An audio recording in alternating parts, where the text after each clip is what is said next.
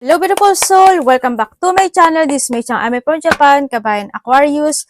This reading is for you. Tingnan natin ay yung January 16, second half ng January 2026. Maraming salamat muna sa mga subscriber, new subscriber, cross-watcher, at sa mga bagong pasok dyan. Welcome na welcome kayo sa bahay ni Ate Aimee. Salamat din sa naktaba ng puso ninyong mga comments at sa mga nagpa-personal reading. Marami pong salamat. Kung gusto niyo na energy niyo lang talaga, ang gusto niyo makuha natin, all the details is in description below. Para sa personal reading, pakicheck na lang po. General reading na Aquarius, kunin mo lang ang sayo at itapon ang hindi naman sayo. Maaring vice versa. Energy mo, energy ng person mo, energy ng malapit sa puso mo, nangyayari, or mangyayari pala. Use your own intuition, lawakan nyo iyong isipan, ano man ang gender mo, ano man ang edad mo. Wala sa baraha ang kapalaran ng tao, kayo pa rin ang makapagpapabago nito. Gawin yung guide yung mga warning na pwedeng lumabas sa baraha para meron kayong guide kung ano mga bagay na need to aware or magkaroon ka ng idea. Diba? Pero kung gusto niyo na positive lang, hindi itong channel na ito ang para sa iyo. Aquarius, dissatisfaction with life. Yes, nagkakaroon ng mga, kumbaga di sa root kasi maaaring may mga promises na hindi natutupad, may mga goals na hindi pa sa ngayon natutupad, may mga tinatahak ka na hindi yun nga, may mga dissatisfaction or hindi nagiging maganda yung situation sa iba sa inyo.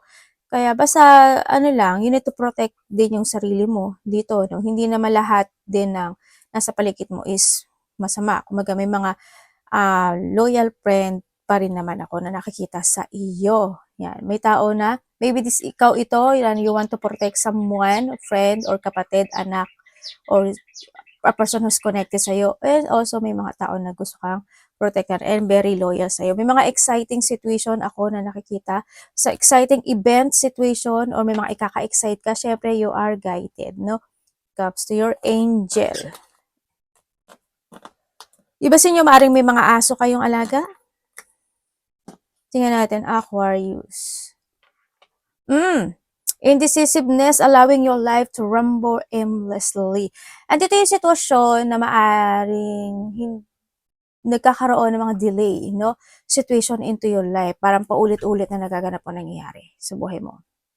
O kaya may mga bagay na nagdidesisyon ka, na hindi mo pa yun ma-pursue, or hindi mo pa talaga magawa or ma-actionan yung mga bagay na yun. Kaya yung will mo is, kaya may mga indecision situation na maaaring nagdadalawang isip, or pabago-bago isip, or nagkakaroon ng pagpapaliban. Strong emotions, passionate, love, or hate. May mga tao na hindi ka nila gusto. Na handito rin, pagdating dito sa will and the fire is, handito yung tao, may mga tao, or may tao na pinapaikot ka lang nila. Mag-ingat ka lang palagi. You need to trust to yourself or to your intuition. Syempre, the problem, the smoke. Mag-ingat din kayo na when it comes to a fire, ang sinasabi rin dito. And then, saka syempre, is, yun nga, when it comes to emotions, huwag ka rin masyadong pabigla-bigla, Pag-isipan mo talagang maigi ang mga decision making sasabihin mo or a-actionan mo or i-force mo this time, Kasi nagiging will pa, nagiging ganon. And doon nga na maaring iba sa inyo is related to a lovers or mga taong malalapit sa'yo, kakilala mo talaga na hindi nagkakaroon ng pagkakaunawaan. News is on the way. Maaaring may mga unfinished business sa iba sa inyo, sa nakita ko dito. When it comes sa inyo, siguro may mga madidinig ka na mga hindi magaganda sa pandinig mo when it comes to a news. Kaya, medyo more on patient ang kinakailangan dito, sa nakikita ko sa iyo dito. Pero tingnan natin, baka may mga maganda pang lumabas sa baraha. But, andun nga yung sitwasyon, kung titinan mo si bird flying is may itim yung kanyang pakpak, lalo na pinagsama-sama tong hindi magagandang card, na doon talaga yung may mga gusot, hindi pagkakaintindihan, or problem, unfinished problem sa iba sa inyo, yun, baka makarinig ka ng mga hindi mo ikasisiya na news man yan. Hoping, hindi naman lahat, but may exciting naman din ako na nakikita dito. Kanina, di ba, yung mga exciting event, maaring there's a good and the bad news na parating sa iyo. Well, the good news is opportunities are waiting for you. May opportunity na naghihintay sa iyo. Maari may mga dumarating na hindi mo lang din napapansin or hindi mo lang din nare-recognize or maari when comes to a will is pinagpapaliban mo ito. Ate, ano yung opportunities? Halimbawa, sa trabaho mo, hindi ka na nagiging good or sa relationship mo or sa place na meron ka sa ngayon, hindi ka na nagiging good pero nahandoon yung situation na you stay. No, maaring may mga bagay pa talaga na gusto mong i-resolve or maaring nagkakaroon ka ng pagkapaliban kaya na yung will mo paikot-ikot lang. Pwedeng ganun, no? And then, when it comes sa door naman na ito, is yun nga, maaring makaka-receive kayo ng mga good news, na opportunities na parating sa'yo. Ganyan, kung titingin ka sa mga repeating sign, 111 or 222 or 444, kung ano mang repeating numbers na sign ang ibibigay sa'yo. And then, kung iba sa inyo is kung nakakaroon kayo ng idea na sinabi ng kaibigan mo, halimbawa sa trabaho, oy, may bagong bukas dito o gusto mo mag-apply, pwedeng ganon. This is a sign, di ba? O kaya naman, yung, yung kung nasaan place ka, sa relasyon man yan or sa bahay mo or kung saang country ka man, di ba? Maaring ganun. Kung anong opportunity, yan, maaring may opportunity na naghihintay talaga sa'yo, na maaring hindi mo siya nare-recognize or pinagpapaliban. New home, new attitude. Sa iba sa inyo is, yun nga, magkakaroon ng mga paglilinis, no? Paglilis ito sa mga tao na nasa paligid mo din or kinakailangan na. Sa iba sa inyo, siguro nahandoon yung point na may mga ile-let go ka this time. And syempre, when it comes sa iba sa inyo is opportunity, mga bagong bahay, bagong lipat, bagong renovate, bagong country, bagong place, bagong trabaho, or any situation. And then, syempre, sa iba naman sa inyo is opportunities waiting for you and the new attitude na dito rin yung sitwasyon na maaari magkakaroon ng mga bagong kakilala sa buhay. No? Syempre, kung bagong trabaho or bagong place, may makikilala ka talaga. No? May mga mag-entering sa inyo. Baka sa iba sa inyo is may biglang takakatok bigla sa pintuan nyo at may bibigay siya ng news. No? Good or bad man yan. Beware of a great pride. Okay. When it comes dito sa sitwasyon na to, dito is may mga tao na hindi mo sila mapiplease na magustuhan ka nila. Alam ko naman na ganun talaga, no? Hindi ka rin naman talaga nagpipilit. Yan, mga tao na ma-pride, na kumbaga kala mo sila pa ang nasa tama at ikaw ang nasa mali. No? Pwedeng ganun sa iba sa inyo. Ang nakikita ko dito, mga tao na hindi magpapatalo, yan, mga tao na mas may alam, kumbaga, no, sa iba sa inyo. Kaya parang papaikot-paikutin ka na lang nila at sila pa ang galit, no? Yun na nakita ko. Ingat ka na lang din. Kung iba sa iba naman sa inyo is dahil dito yung situation na sinasabi dito na is a time na ilaya mo yung sarili mo sa isang sitwasyon at pumasok ka sa bagong aspeto ng buhay mo. Kung saang aspeto man yan, no? And itayo mo yung sarili mo. Kailangan mo mag-revenge in a new you na successful ka, no? Para sa kanila, para wala na rin silang masabi sa iyo, kumbaga. So, hindi mo naman kailangan mag-shout out sa kanila na galit ako, ganyan, no. Ang gawin mo sa kanila is you need to revenge pala. You need to revenge yourself in a new you na successful. Yun ang pinaka-the best sa lahat na pwede mong ipambato sa kanila. Siyempre, huwag ka magsasalita ng hindi magaganda. Diba? Mahirap din yun. Yon ang, tingnan natin energy mo.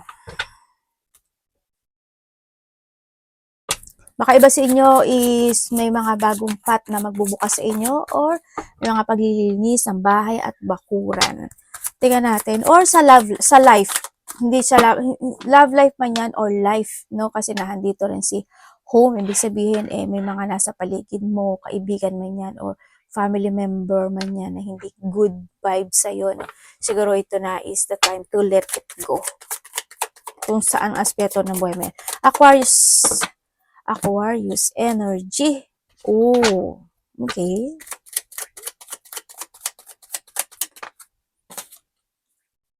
Okay.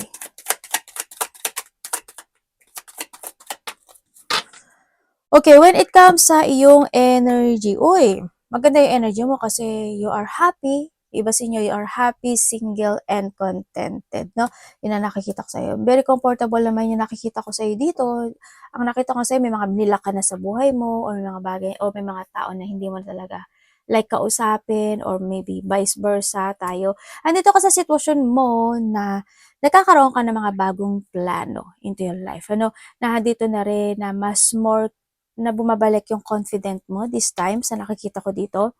Andun na rin na you're starting a new mental health into your life. Nagiging very idealism ka this time sa nakita ko. And always, nagiging aware ka na this time sa nakita ko when it comes to your energy. Komportable, may mga situation na you will enjoy naman the reward of success na nare-receive mo this time, malaki man o maliit yan, kasi because of the effort na ginagawa mo. Kaya iba sa inyo rin, nakikita ko yung energy nyo is, maaaring may mga pinag-aaralan kayo or may inaaral kayo or nahandoon yung situation na may mga bagong plano na naiisip nyo na this time at sinisiyasat at inaalam at nire-research nyo yung mga bagay o sitwasyon na yon. No, nandito ka sa point na maaring may mga sitwasyon na a-actionan mo na this time, creation, ganyan, na handun na yung you're using now this time your intellect mo, no, mas ginagamit mo na this time than to your emotions sa nakikita ko dito. Mas more ka na rin nagpo-focus din sa sarili mo, yun ang nakikita ko sa'yo. And then also, marami kang ginagawa this time, ang nakikita ko sa'yo, no? Marami kang ginagawa, maraming simulan, pagsisimula, or marami kang gustong gawing simulan. Or maybe andun din yung manifestation, ano? You are thinking about something manifesting sa mga bagay-bagay. Iba sa inyo is, parang feeling ko is, siguro may mga kinai-inspirean kayo this time. Maybe you're inspired, no? May mga inspired situation ako na nakikita sa'yo. Iba sa inyo, nandun kayo sa point na thirst of knowledge, no? May mga, mahilig kayong mag-research or alamin ang mga bagay-bagay. Or maybe you're spying someone, no? Sa iba sa inyo. Tingnan natin, or may mga, maaari din yung iba sa inyo is nag-uumpisa na kayo by the YouTube channel, di ba? YouTube, TikTok, Reels, or Facebook, anumang social media na meron. Maaaring nahandun ka sa point na gusto mo na mag-umpisa, gusto mo nang gawin, or mag-focus ka na doon kung meron ka na noon. Tingnan natin ang parating kay Aquarius.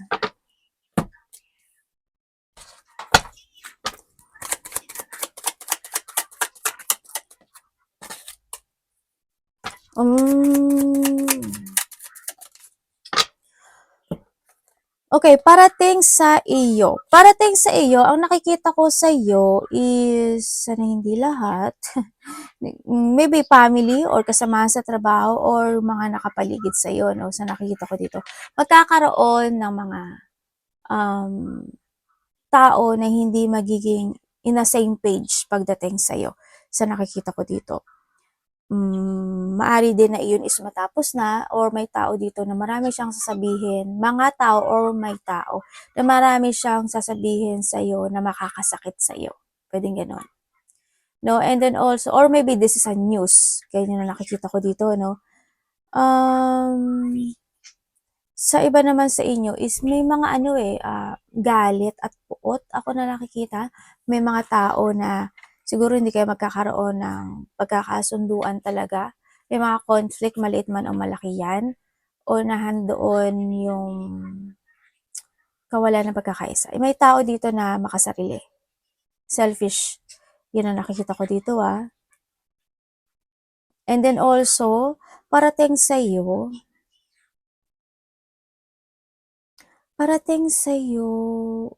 sana kung sa chismis, oo, ganyan, hindi magagandang sasabihin talaga. May tao na magiging very possessive pagdating sa'yo. Ganyan. Mo kung sino siya. And then also parating sa'yo, may mga pag-uusapan daw kayo related to money, mana, bahay, lupa, ganyan.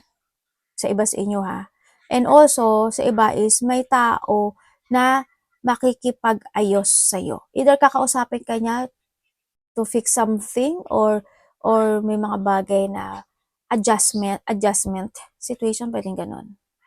Ako nakikita sa'yo. Yan. Para tending sa'yo, may papasok sa'yo yung pera. Pero may makikipag-ayos eh.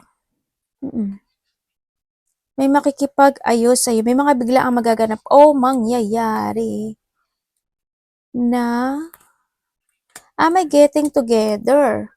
Kaya pala may excitement. May getting together din ano, may mga celebration, getting together, family unity reunion, celebration, close relationship, mga ganyan. Pwede rin na ito is union, no? Pwedeng magkakaroon ng mga union or may tao nakakausap sa'yo na in a distance. Pwedeng nasa ibang bansa, probinsya, or kalapit baryo. Or maybe ikaw ang ko-connect. And then also is may pauwi. Hindi ko alam in what way. Either may uuwi, malayo man yan o malapit, or ikaw ang uuwi. May pag-uwi. Ako nakikita dito. Magkakaroon ng mga gathering, celebration. Abundance also is coming, ano. Iba sa inyo, ma-enlighten daw kayo. Yun na nakita ko. May mga reward din eh, no? May mga reward or success situation happen into your life. Ay, you need to be aware, ano? May sinasabi si card. Bakit? May malalaman ka raw katotohanan. Sa isang tao, maaring ito is kapamilya, or news ito ganyan. Kapamilya, or kasama sa trabaho, ganyan. But ito dumadaan sa law. Meron din akong advice na nakikita, pwedeng may magbibigay ng advice or ikaw ang bibigay ng advice or opinion. Ano dapat niya iwasan? Ni Aquarius po. Second half.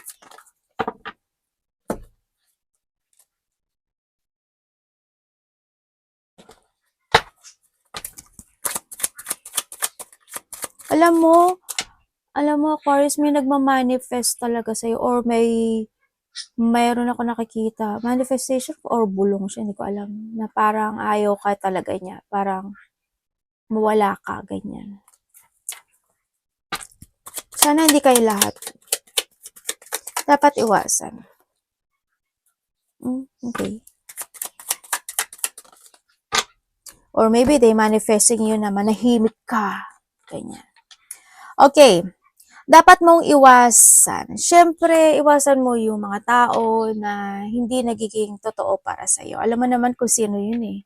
Diba? Ma-imbalance, mga taong gagamitin ka lang, yung mga tao na hindi same page, iwasan mo yun. And iwasan mo rin na is not to cut yung mga bagay na hindi makakagood para sa'yo. Kung let it go, let it go. Kung need to cut, cut it. Yung mga taong narcissist, iwasan mo rin yun. Yung maging, magkaroon ka ng mga moody type or mga tao na moody, na iba-iba, ganyan. Mga tao mapangling lang o mapagpanggap, iwasan mo rin yun. Or kung ikaw ito, iwasan mo din. Yung mga pagtatampo-tampo, hindi rin siya good. No? Or mga taong matampuhin, yan, iwas ka na lang din. Magkaroon ng mga, umiwas ka rin sa mga being exage or mga tao exage, ganyan. Yung mga, kung ikaw selos-selos, iwas ka rin doon, o kaya mga taong seloso o selosa, ganyan. Yun nakikita ko sa'yo dito. Siyempre, yung lungkot, iwasan mo rin yung stress, lungkot, or kung may mga nagkakaroon ng mga unfulfillment situation, siguro, don't focus and don't stay doon sa sadness and doon sa emotions na yun, ang nakikita ko dito. Try to make it balance. Siyempre, ganun din naman din sa mga iniinom mo, kinakain mo, ganyan. Balance lang palagi. Kung if there is something need to heal, i-heal na rin, ang pinaka-the best sa lahat. Tingnan natin ang love. Kapatid, anak, magulang, karelasyon, kaibigan, pamilya, Aquarius. Kung sino man itong love na to.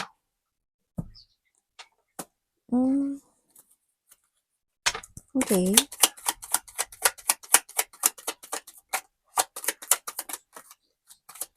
When it comes, ay, ganun. Oh. Pangit. Pangit. Saan ko talaga pangit? Okay, kung kayo naman, ayo, 3 oh, 3 and 3.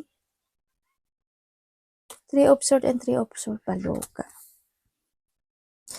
Kung single kayo, ganito. Kung single kayo ay parang parang may boundary naman yung iba. Parang ayaw nyo rin. Hindi naman lahat, but yung iba para lang na siguro you putting boundaries lang ano para sa iba sa inyo. Nagpuput boundaries ka. Siguro mas focus yung iba sa inyo na mas may inuuna kayo than to a love. Alam niyo yun, yung mga single dyan. Ganon. Kaya siguro nag-busy kayo o kaya hindi niyo talaga pinaglalaanan muna for a while yung pagdating sa love, may mga bagay na inuna. Pero hindi ko naman sinasabi na sinasara nyo. Pag dumating, kung para sa nandun rin kayo sa point na iyon. No, pagdating sa love. Kung sa love, ate, may darating ba? Kung may darating ba? May darating na actually, may nakikita ko na maaring there's an offering, ano? Ako nakikita sa'yo, maaring iba dito, nakakausap mo na to or kasama mo siya sa trabaho. Yun ang nakikita ko dito. 2 to 3 ang iba sa inyo na parating sa mga bago dyan. But you need to be aware din, di ba? Mamili ka na lang. Pero may offer ako nakikita sa iyo. Yeah. 2 to 3 is darating. And then kung kayo naman is nagkahiwalay nitong tao na ito, kung nagkahiwalay kayo, yes, nandito na yung separation no? Nandun talaga na iba sa inyo is single na single, zero. Ganyan. And then also, biglaan lang din, ano? Talagang nagkaroon na rin talaga ng lamat. Pagdating dito sa relationship na ito, noon pa, dumating na lang din talaga na kailangang maghiwalay. Ang nakita ko dito. Kasi isa dito is nag-move forward na, nagkaroon siya ng attraction with someone. Actually, may boundaries talaga, no? Dalawang person na nakikita ko dito. Handoon yung nagkaroon na talaga ng mga disappointment at naramdaman kasi ng isa na parang yung hindi, wala na yung love parang hinanap niya. May hinahanap siya na wala sa'yo na nakita niya rin talaga sa iba. Yun, maybe nandun kayo sa point na maaaring 3 weeks, 3 days, 3 weeks, 3 months, 3 years man yan, or 4 months kayo nagkahiwalay. Or maybe handoon yung 4 years, months, days man yan na nagtiis kayo when it comes sa relationship na to. Na nagtiis na kahit na pabaksak na tinagtyagaan at tinagtiisan yung maaari, no? Sa iba sa inyo. Pero yun nga, that's life, ganun talaga. No, ang nakikita ko dito, nagkaroon ng pero isa sa inyo still, no, hindi ko alam why, pero nahahatak pa rin siya ng nakaraan. Pero hindi ko naman nakikita na nagsisisi. Nahahatak lang siya ng nakaraan. Siguro naalala. Yun nakikita ko, no. Nagkakaroon rin ng pag-aalala. Pero ang nakita ko dito is may pagbabalik. Oh my God, bakit ka babalik? But you need to be aware, sabi dito ni Universe. Kung babalik ito, you need to be aware. Yun ang sabi, ha. Babalik siya because of some, sa iba sa inyo is but you need to be aware, pero babalik yung iba sa inyo dahil meron siyang kailangan sa'yo. Hindi ko alam why, pero siguro may connected ang kaperahan, bahay, lupa, kayamanan. Wow, kayamanan yan. Parang ganun. Or maybe family related lang siya. Kung lalo kung may mga anak kayo, pwedeng ganun. Doon lang siya nakakonect.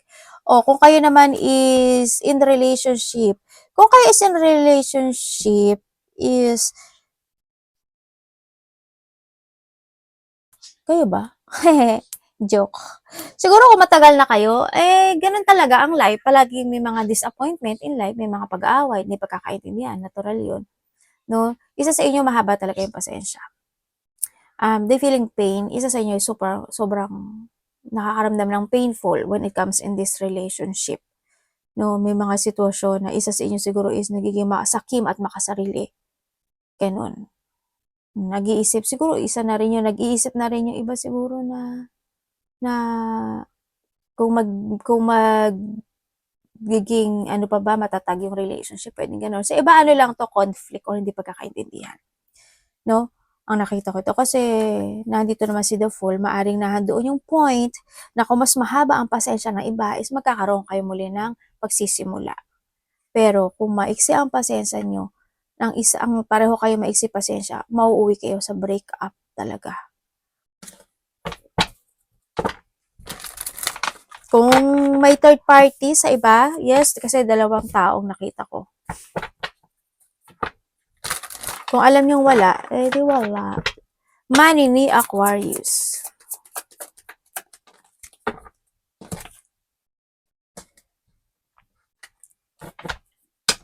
Kamusta po ang money ni Aquarius? Uy, baluga. Ano ba to?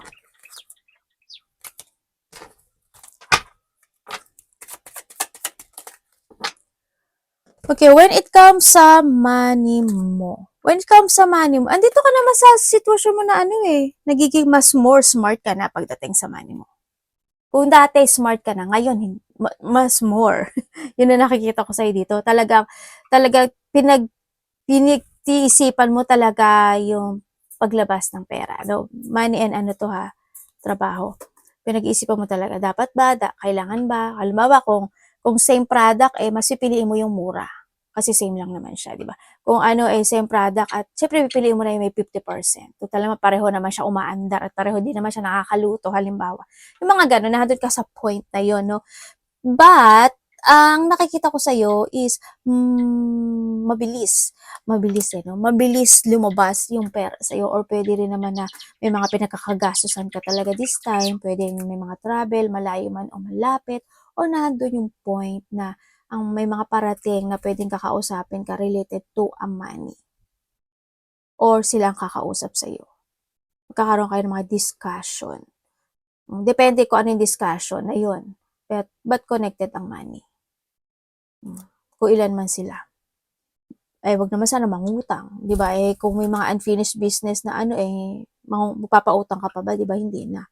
Ganun. Or may mga pag-uusap na connected ang money.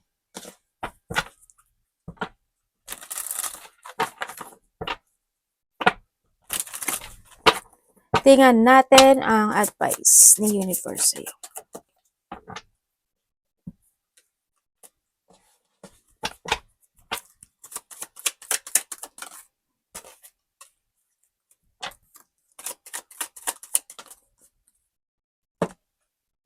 O yun, the Wheel of Fortune. Ganda. Ay, Devil. Galileo. Okay, pagdating sa'yo, mamaya na advice ha, another message muna. May mga decision making ka na dapat mo nang gawin. And you need to focus to yourself, no?